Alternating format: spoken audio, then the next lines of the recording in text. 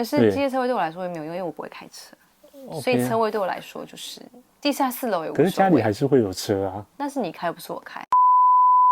Hello， 我是修菜不爱出门的修菜。大家好，塔姐最爱买塔姐，这不是我的频道。这是一个关于美妆、开箱、生活知识、理财的小频道。喜欢的话，记得按赞、订阅、分享，开启你的小铃铛。这期要谈我们最近刚经历过的一件事情——购物风暴。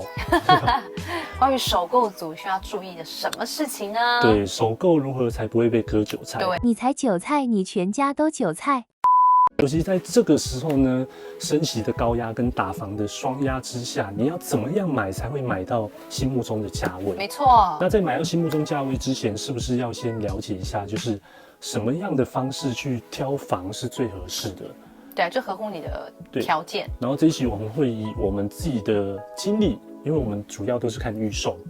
对，那大家如何挑选心目中完美的预售小屋呢？我们这一期都会帮大家做一个解析。没错。对，那首先呢，第一样，你看预售小屋，你觉得最重要的是什么？价钱啊。价钱。价钱。为什么？专家都说是地点 （location） 所以口袋取决于你的地点。口袋不是取决于你的能力吗？第一个，我们一定是看价格。价格。对，价格一定是第一个。对，预售屋嘛，它其实最重要就是在前面那个头期款，因为它都是要现金。对，所以你就是要先考虑一下你目前能够动用的现金有多少，一定是要考虑到你目前现有的，不要把你后面之后工作你可能会在入账多少钱那个算进去，我觉得比较不踏实。因为像我们预售的时候，我们会动用到2笔主要大笔的现金，第一个是头期，对，第二个的话就是装修。这2笔几乎都是现金，所以你手上一定要把握这2笔现金的金额，你可以支出的，对你目前现有的，对，然后你再去选择你自己的心目中的好房。再来的话呢，其实就是最重要的地点。那因为地点的话，很多人都会选择就是蛋黄区，是的，因为觉得蛋黄区怎么样，保值性最好，然后周边的生活机能是最方便的。可是其实我们那时候在看的话，会取决于说，当然也想要选蛋黄区，尽量不要超出蛋黄边边。近期涨幅比较多，其实是蛋白区。虽然说只是自住，可是涨幅的空间也相对很重要。跟小朋友在长大的话，如果在空间的转换上，你一定会由小换大。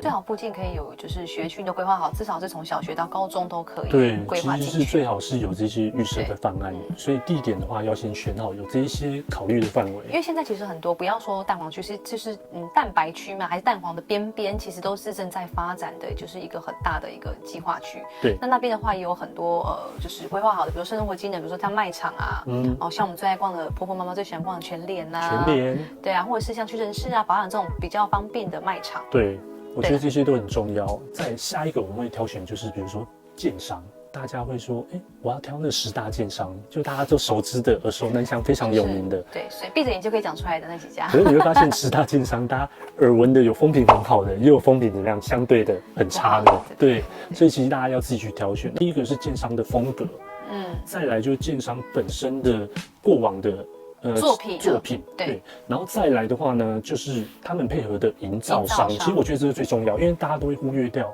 就是谁在帮建商盖房子，他们配合的营造商。对，所以其实你要去看那个营造商他过往的记录是不是好的。因为其实像刚刚秀才提到的，就是我们看很好评的建商，他也是偶尔会有出包，是对。然后你说就是风评不好的建商，其实有很多人住起来的环境啊什么，他觉得住起来 OK 啊。对，所以最重要的话，其实你可以稍微去关注一下这个营造商。对。可是重点，为什么这些建商风评会这么好？就是因为他们的售后服务做得很好。对。其实你买的就是售后服务，不会找不到人。所以大家明白，建商就看这几点就好了。对。然后再来的话呢，是环境，周围环境格外重要，因为环境会影响到你的贷款成数。因为大家最在意的嘛。银行会鉴定嘛。对，如果你构图好的话，你可以全额付，没关系。你知道的太多了，可我相信现在大家都需要贷款。那如果你的贷款成数呢，除了你的信用良好之外，你要拉得越来越高的话，其实周边环境就很重要。你不可以有什么嫌恶设施啊，比如说殡仪馆啊，或者是一些墓地，对，或者是一些福地、深色场所，对，然后比如说 KTV 啊，或者是理容场所啊，这些就是人会比较复杂一点的，注重这一些。那如果说还有就是比较偏噪音的，比如说公庙。公庙，对，然后消防或是医院，对，然后再来的话就是那个，我自己会不喜欢学校了。学校这些也是噪音，然后还有捷运，大家都很喜欢有没有捷运仔、捷运小仔、三铁共购仔，对不对？可以买，可是你尽量不要买在正旁边。你真的要去抓一下那个距离。你可以离一下，大概比如说，我觉得走路5分钟都 OK 啦。然后还有危害到健康，比如说高压电塔，或者附近有工厂的，对，那种工厂的就有噪音或是危害到健康、电磁波这种，还有就是加油站这种的话都要考虑，因为这种都会影响到你未来的隐患、安全还有贷款成数。那有坏有没有友好的设施？附近一定有吧？有啊，对啊，比如说我们刚说全联，7-Eleven啊，全家，对，如果你家附近有这些设施，其实就很加分，个人最爱逛便。宝雅、屈臣氏这种药妆店，对，然后大一点的卖场，比如说 Costco， 然后 IKEA 这些。对，就大家超爱，对不对？然后在旁边如果可以有星光三月，那多好。到底是有多爱逛街？其实我觉得这一些点呢，其实有一点距离是保持美感，可是不要太近。不要太近。以上是我们总结，就是从价格、区域，还有建商，然后还有环境4大范围。好，再接下来的话就是小范围的部分，比如说你一进到案场的时候，你会注意到，比如说这建案的什么部分是你在意的？代销小姐漂不漂亮？哎，这有关系吗？你是帮我看是不是？对，我帮你看。其实大家最在意就是，其实现在大部分公设比32到35% 左右是你的公设比。对，那其实有一些公设我就很不想要。对啊，因为毕竟也是花我钱买的啊。我觉得这些公设的话，你就要去考虑说是不是你需要的。因为公设越少，其实你付的，比如说管理费，你的耗材就会越少。只有管理员需要收发邮件就可以了。对啊，哦，这很重要。这有一个除了就是收发件之外，有一个很重要的，你倒垃圾。现在是不是都是垃圾分类嘛？一定要。你的回收管理师就很重要。而且回收管理室里面有没有冷气？有没有冷气这件事情？对，大家不要想说回收管理室干嘛装冷气啊，浪费我们电。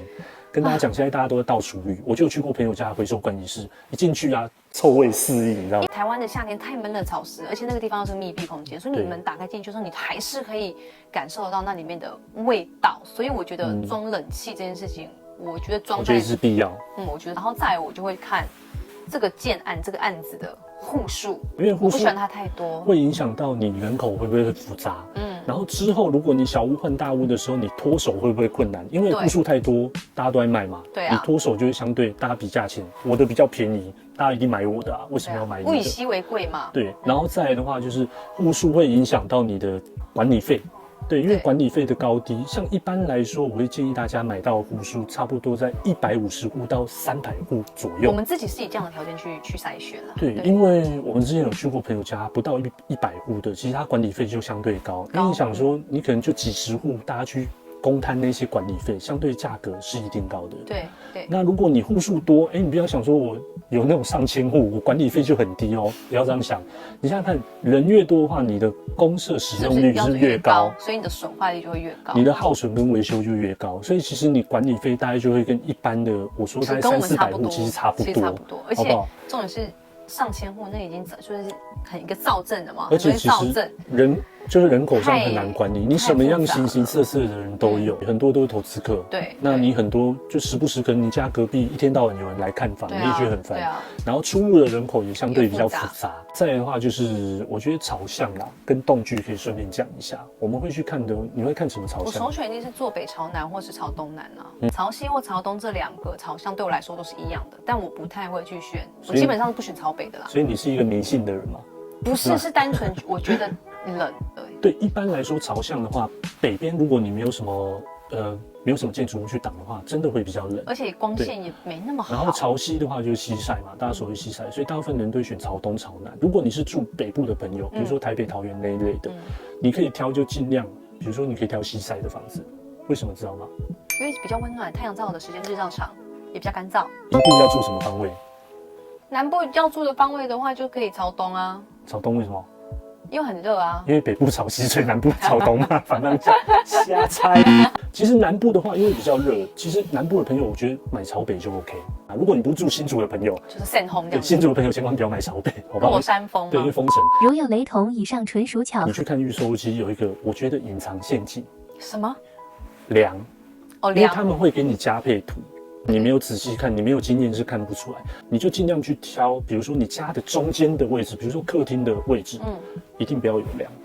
你可以挑4面墙壁有梁没关系，对，或者是梁的话，尽量都要在房子以外，因为你梁靠内的话，会吃掉你的室内空间，对啊，会变得比较矮，而且比较窄。对，再来就是梁不要穿过你家的，就是最主要位置，比如说客厅啊，天花板尽量不要梁，尽量不要有，因为你这之后，如果你在装修的时候，你还要包梁，还有什么，你会花费很多心思跟费用。再来的话就是层高的部分，因为每一层你在买的时候，其实价格都不一样，都不一样，对，你去到预售的时候，你会发现，哎，为什么每一层价格不一样？通常是越低跟越高都是比较没那么贵的。对，比如说2楼跟顶楼，然后最贵是哪里？次顶楼啊。对，次顶楼。帝王户。那其实我个人会比较习惯挑就是10楼以下。为什么？因为10楼以下你会发现你之后的楼高会比较高，因为10楼以上，因为消防法规设定10楼以上一定都要有那个消防管线。哦，如果你有洒水器下来的话，你是不是室内楼高就会被压低了？我可以不要包啊。你可以不要包，你做工业风可以啊，可以啊，或者是你要整个墙壁打掉叙利亚风也是可以。对，只是会建议大家，如果你希望你的楼高是比较挑高的朋友，你可以尽量挑在10楼以下。如果你喜欢就是宁静的空间，不要被别人吵的话，你也可以挑顶楼啊，因为顶楼你楼上不会有邻居嘛。怕的就是对啊。漏水的问题啦，对，但我觉得现在应该，其实现在防水都做蛮好的、啊，我觉得还好，我觉得还好，对。对啊、而且如果你说你真的很担心，你选顶楼，然后很担心有这种问题的话，你就找一个台风天或是下雨下很大的时候可以去看一下。对，看房不要只看一次哦。对，可是问题是我们看是预售，要怎么找台风天去看？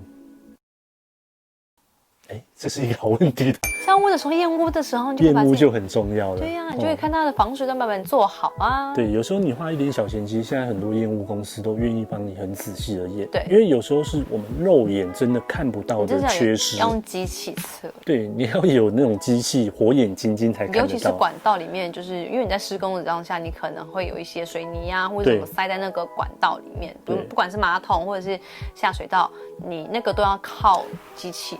所以其实很多是我们肉眼真的看不到，还有就是前后阳台有一点淤泥在那个排水孔的地方，对，在里面，他们也是用仪器下去测的，对啊，所以这个也是你看不到的、啊，这一定要依照专业，就是依靠专业的团队啦。对，所以其实我觉得花一点点小小的钱，其实保障你后面几十年居住环境。对啊，因为毕竟你一间房买上千万呢，而且你要住那么久，好不好？所以其实大家可以给大家一点小建议跟小参考。那最后的话，我觉得建议大家就是停车位怎么选。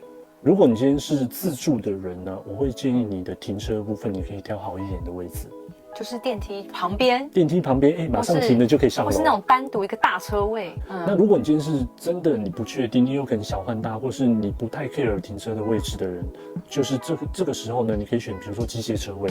对，你不一定要平面，因为机械大概会比平面便宜掉1半的价格，快1半的价格，差蛮多的。我是奉劝，如果就是你开技术不是很好的人啊，还是选平面好了。重点是机械车位对我来说也没有用，因为我不会开车，所以车位对我来说就是地下4楼有。可是家里还是会有车啊。但是你开不是我开，你开顺手，这样位置停得进去就可以了。好，男主人们，如果你是有开车的话，你要自己注意哦。我觉得大概大范围跟小范围帮大家分析完了。最后呢，不知道大家会比较在意，比如说价格、区域，然后空间的问题，大家不知道会比较在意哪一些？比如说建商的评价，也可以在下方跟我们留言。可以分享出你平常就是你在意的问题。对，好不好？以上是我们在看房的一些分享给大家的一些小细节，希望你们会喜欢。好了。什么东西啊？哈。好了。哦，好了，没有。